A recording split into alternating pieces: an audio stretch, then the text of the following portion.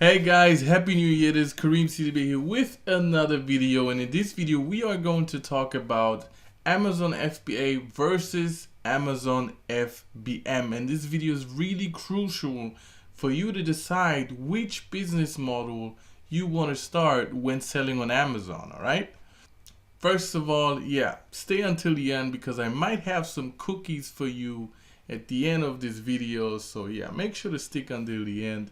And with that said, let's get started. And first of all, before I really break down what the difference is between Amazon FBM and Amazon FBA, most of you probably know a little bit about it, but before I go into detail, let's talk about the different business models and how they apply to FBM or FBA. Okay, so if we talk just about basics, FBM normally is when you ship the product yourself to your customer, and FBA is when you ship the product to Amazon to let Amazon handle everything for you. Okay, so the business models that apply to fulfilled by merchant or FBM, for example, are drop shipping, which means the supplier that you use ships the product to your customer, so it's still fulfilled by merchant because Amazon does not ship your product. Okay, the other business models where FBM can apply is when you do retail arbitrage, okay, or online arbitrage. Okay, so let me explain the difference. Retail arbitrage is when you go into a physical store and maybe they have a sale or something of a product, okay, that you can sell at a higher price on Amazon. Then you buy some of those products in the physical store, okay, and you ship them yourself to your customer once you made a sale on Amazon. All right, but you can also do retail arbitrage by buying those products and then shipping them to Amazon and then let them basically ship the product to the customer once the product sells. All right, so for retail arbitrage and online arbitrage, which is basically the same like retail arbitrage, except that you buy the product in an online shop, okay, and ship it either to you or to Amazon, but obviously you have to prepare the product before you ship it to Amazon, so you always have to ship it to you or to a prep center. But online arbitrage and retail arbitrage can apply to FBM or FBA. Okay, drop shipping is always FBM, and then you have the fully FBA focused business model, which is basically if you're doing okay, well, you can those business models could be done by FBM as well, but most of the sellers, when they do private labeling, then they do it via FBA, or when they do wholesaling, then most of them do it via FBA because obviously you want to be able to scale it. Okay, I will go into detail into that in the next few minutes. But when you do wholesaling and private labeling, usually 90% of the people do it via FBA, okay, because you buy many products in bulk, and when you do that with your own warehouse, then it can get pretty time consuming. All right, so let's get started and let's talk about the advantages and the disadvantages of FBM first. Okay, so FBM again stands for fulfilled by merchant. Okay, and the first advantage here is that you pay lower fees to Amazon. Okay, you only pay your seller fees or the fee that you pay when you sell a single product, okay, which is usually between 7% to 15% per sale. Okay, most of the categories, it depends on the category where your product is in. Most of the categories you will pay about 15%. For electronics, for example, you pay 7%, but it really depends on the category of your product. All right, so the thing is, when you pay lower fees to Amazon, you potentially have higher margins, but I said potentially because it really depends on your own shipping cost, obviously. Okay, because when the shipping cost for Amazon, and the handling and everything is still cheaper than you paying the shipping yourself and packaging and everything, then Amazon FBA is still cheaper and has the better margins. Okay, so it really depends. Okay, lower fees doesn't always mean no fees. Okay, so but this is the first advantage. Okay, second one is you handle your inventory and your fulfillment, which can also be a disadvantage. But the advantage here is that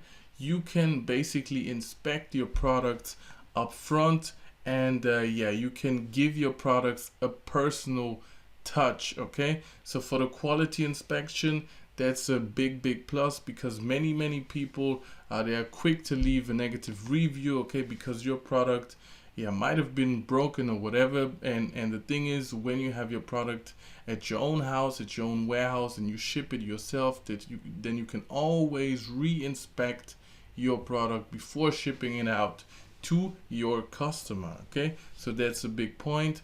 And the other one is you can leave a personal note. You can provide some personalized packaging, and yeah, when you write a little note for your customer, they may be less likely to leave a negative review. Okay, if you leave them a nice note, or you write in that note that if they have any concern they can call you or whatever, then yeah, they're less likely to leave a negative review. Okay, so yeah, that's some of the advantages when you handle the inventory and the fulfillment.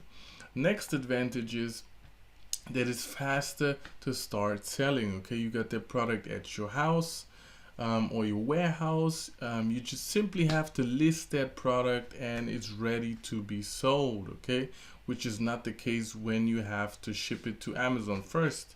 Okay, so faster to start selling, definitely. So let's talk about the disadvantages of fulfilled by merchant. Okay, so first of all, again, which could be an advantage but is also disadvantage is you handle everything yourself. Okay, and there then comes the question into mind, what's about scalability of your business? Okay, that's why I said in the beginning, most of FBA sellers and wholesalers, they use FBA because at some point it gets really hard. Imagine you have to ship 100 products a day. Either you have your own team, you have your own warehouse where everything is systematized, and you can afford to do it yourself, or you simply ship it to Amazon and let them do it for you. Okay, so the scalability is a big point. Okay, and yeah, also all the returns, you basically have to take care of everything. Okay, and this is a big deal. Okay, so yeah, this is one of the big disadvantages. You are not location independent. I wrote in parentheses that this is just partially true, because basically, yeah, even if you are fulfilled by merchant seller, for example, if you are a drop shipper, then you are still location independent. For example, I drop ship a lot in different countries. Okay, I live in Germany, but I don't mainly drop ship in Germany because yeah, when you drop ship, I simply buy their product from the supplier and ship it to my customer. So actually I am location independent. And even if you do an online arbitrage, for example, you can still ship their product to a prep center, which is what I do, and let them label your product and ship it to Amazon. You pay a little fee to that prep center to prepare your product, but you are still location independent. So this is partially true, but if you take FBM at the true core of its sense, then normally it would mean that you ship it yourself, and then it would mean that you are not location independent. Okay, so again, it's only partially true. A big one, okay, is it is way harder to win the buy box. And if you don't know what the buy box is, okay, there should be a card that now appears where you can watch a video that I did about the buy box and generally why you are not getting many sales, and I go more into detail about the buy box in this video, so please make sure to watch this video, okay, because it would be way too long for this video, but it's way hard to win the buy box. And yeah, when you're not winning the buy box, you're basically losing a lot of sales if you're competing with other sellers, obviously, okay. You have potential additional costs, okay. So what are the additional costs? So for example, you will have to, if you get if you become a big seller, then you will have to store those products somewhere, and probably someday your own house or your apartment will not be enough, and then you will have to seek a warehouse, okay. So you will have to pay storage fees, and the obvious one is you have to pay for shipping, okay, which can sometimes be quite expensive, okay. So those are potential additional costs, okay. And you don't have Amazon Prime benefits for your customers. This is a big one, okay. So you will lose out on sales because people just are many people are Prime members, okay. They pay a monthly fee to Amazon to have the advantage to get their products pretty fast to their houses, to their delivery address, and to also not pay shipping, okay. So if you are a FBM seller, okay, it's your choice to charge shipping or to not do it, basically. But if you charge shipping, maybe some Prime sellers, they won't want to buy from you because they are used to fast shipping and free shipping, all right. So again, this is, and also I have to add, that's why I put partially true here, because the thing is, there's something called seller fulfilled Prime, okay. So let me just show you, all right, here we go. So I opened this before. So basically, seller fulfilled Prime means that even if you have the products at your own warehouse, you can be a Prime seller, okay. Because recently, or now it's some years ago, Amazon introduced the seller fulfilled Prime program, but you have to qualify for the program, okay. If you're a new seller, it will be pretty hard, okay. There's a trial period, and even when you're on when you're selling on Amazon.com right now, as you see, there's a wait list right now, so it's pretty hard to be approved to be a seller fulfilled Prime seller. And you have to ship over 99% of your orders on time. You have to have a very low order cancellation rate, okay. You have to use Amazon buy shipping services, okay. Always buy the postage label from Amazon, stuff like that, okay. They have pretty hard requirements, but then you could have the Prime logo even if you ship your product yourself, okay. But you could lose that Prime logo as fast as you got it. So it's not very simple, okay. But still, it is possible as an FBM seller, so I just wanted to mention that here, okay. And another disadvantage is that you will have low conversion rates and sales, which is due to the fact that it's harder to get the buy box, basically, and this will definitely lower your conversion rates.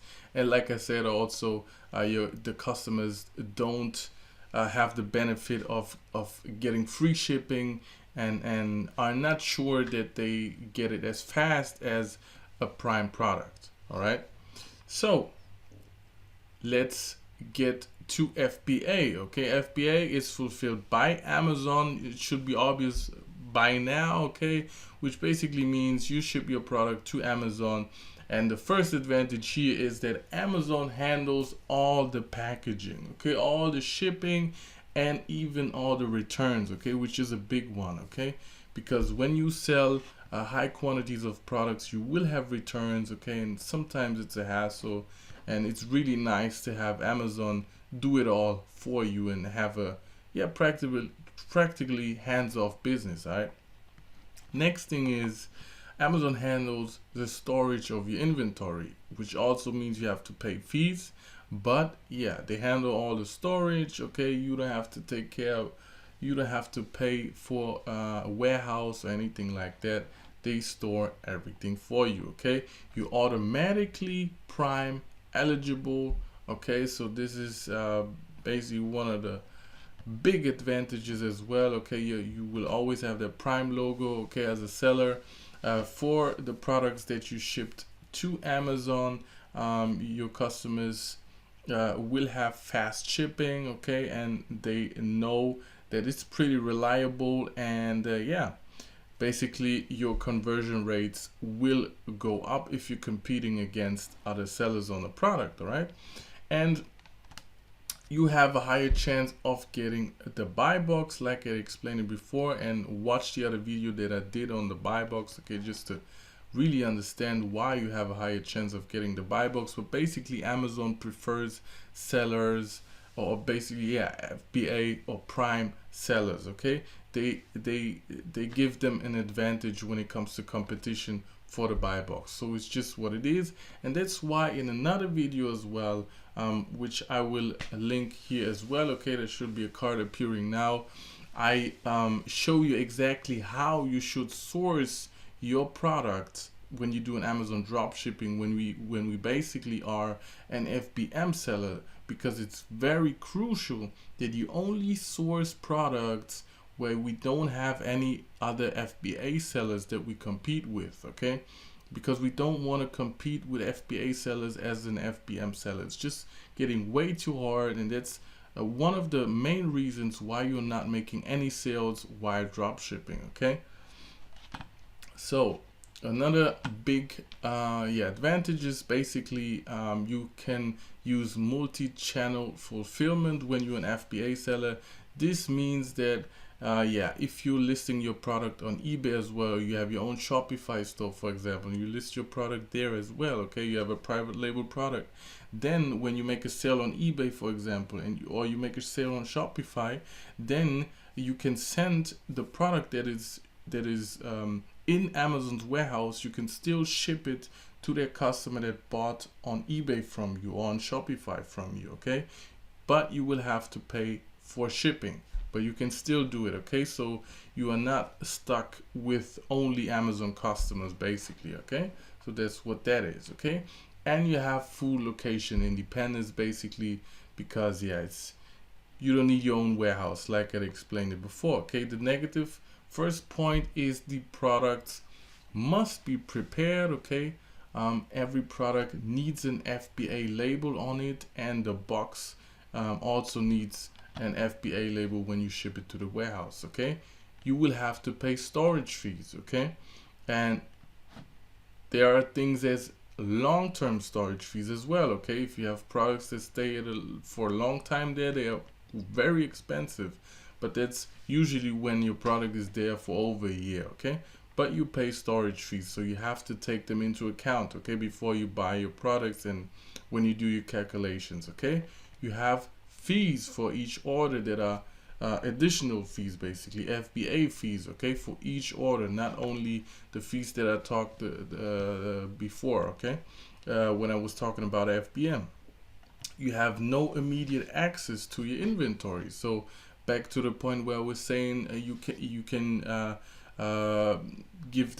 let them a personal note in the package, or you can check the quality. This is not the case when you're selling via FBA, okay? So this can lead to fast negative reviews on your product, but you can counteract that basically, because every time you have a negative, especially a seller negative review, which is caused by an error of the Amazon team, then 99% of the time you can appeal that negative review because it was Amazon's fault, and basically get that negative review removed. But still, if one product was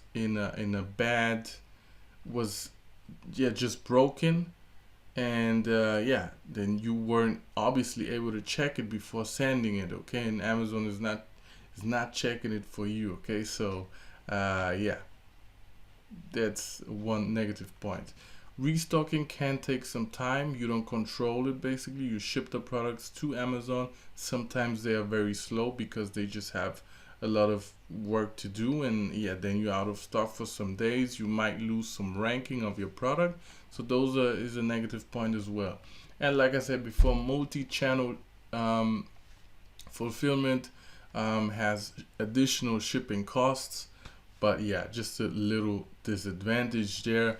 And that's basically it. Okay, those are really the most crucial points. Okay, there was a in-depth comparison of FBM versus FBA. I'm sorry, but yeah, I hope this was really helpful. And yeah, if you want to see more content, then please watch the video right here. No, I'm just joking. Watch the video right here. Yeah, I'm really sure you will like this video. Okay, this is where I show you how you can make $1,000 per month with Amazon dropshipping and what is really required to do that amount of money with Amazon dropshipping. Okay, so thank you for watching. If you like this video, please subscribe and give me a like, thumbs up. Okay, so yeah, see you in the next one. Bye.